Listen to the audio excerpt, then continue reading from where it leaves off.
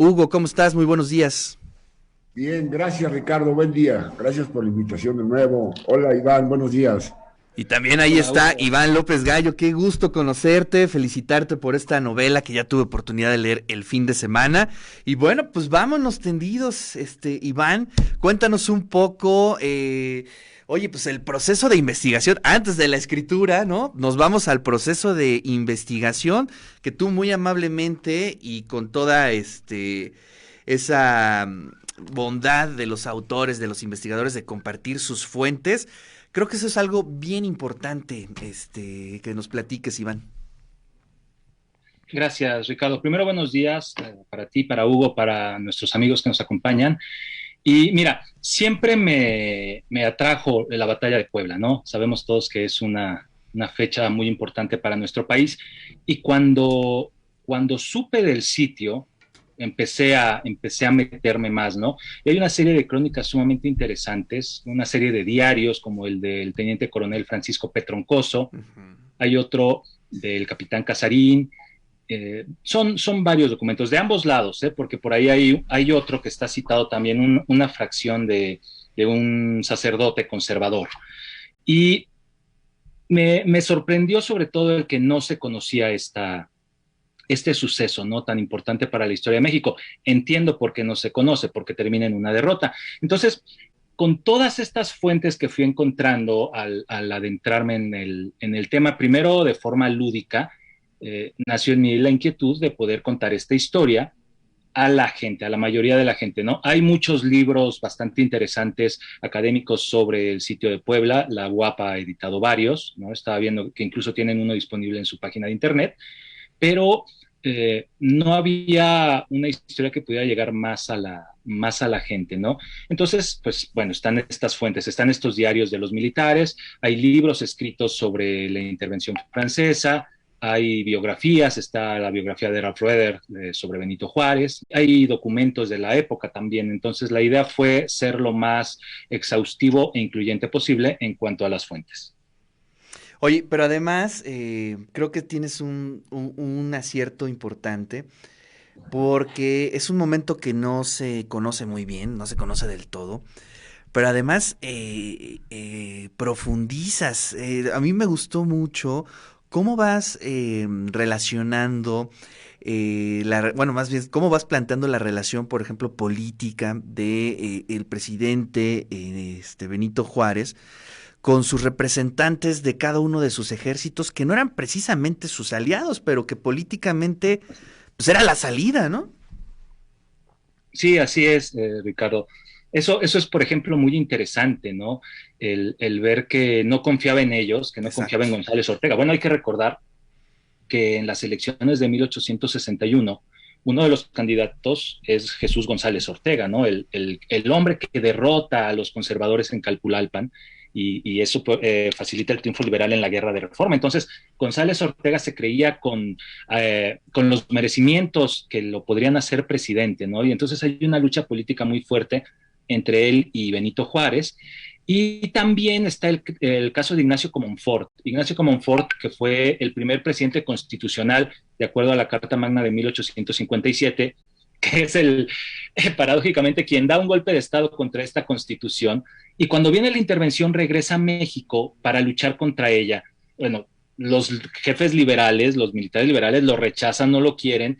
Juárez lo acoge y lo coloca como jefe del ejército del centro, ¿no? Entonces hay una relación ahí bastante, ya en este triángulo, ¿no? Juárez, González, Ortega, Comonfort, bastante interesante, pero que viene a incidir también en lo que sucede en la Angelópolis, ¿no? Claro. En el diario está, y es una conversación que está en la biografía de Juárez de Rueder, que dice que le dicen que no están de acuerdo con González Ortega, ¿no? Y que les dice, no, él es un pen, lo voy a poner ahí para que se exhiba, ¿no? Eso lo dice Rueder.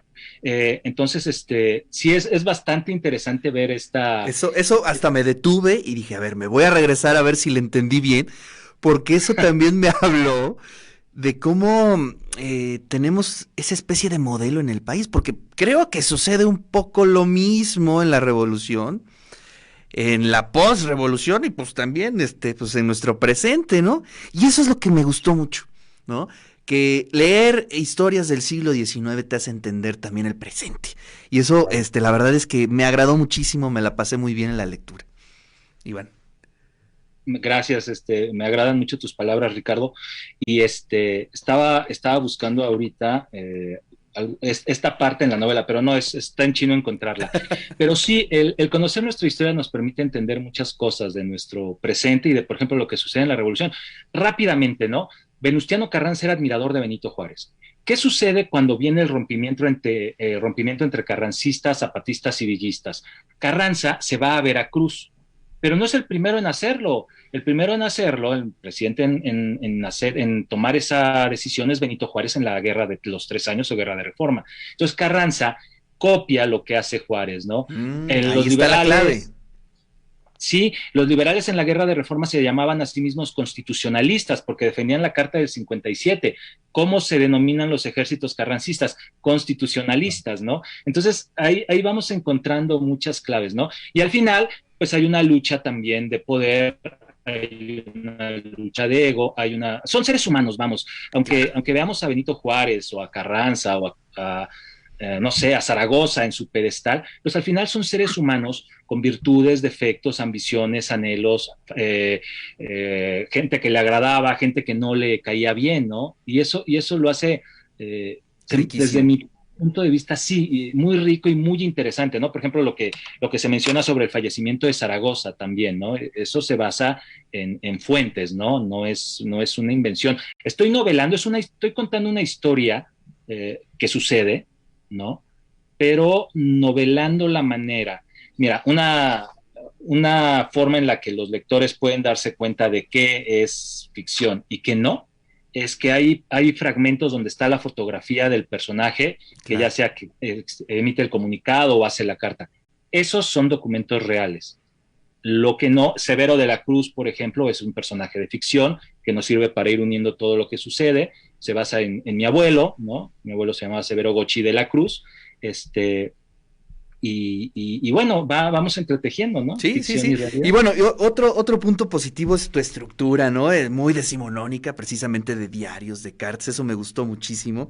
Y bueno, pues te felicito, querido Iván, es una lectura que hoy estamos haciendo la rifa del libro con tu novela, ya varios ya están interesados, y bueno, pues la verdad te mando un fuerte abrazo, felicitaciones, y ojalá nos podamos ver, conocernos para platicar largo y tendido sobre este texto. Hugo, muchísimas gracias, felicidades también por el libro. Muchas gracias, Ricardo, gracias por la entrevista. Estamos planeando con Iván una presentación acá en Puebla, presencial, ahora que regresemos de vacaciones, para que sea más, haya mejores condiciones, ¿no?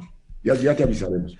Muy bien, Hugo, muchísimas gracias. Pues ahí está la voz de Iván López Gallo, autor de la novela 1863, El sitio y la caída de Puebla. Vamos a un corte y regresamos.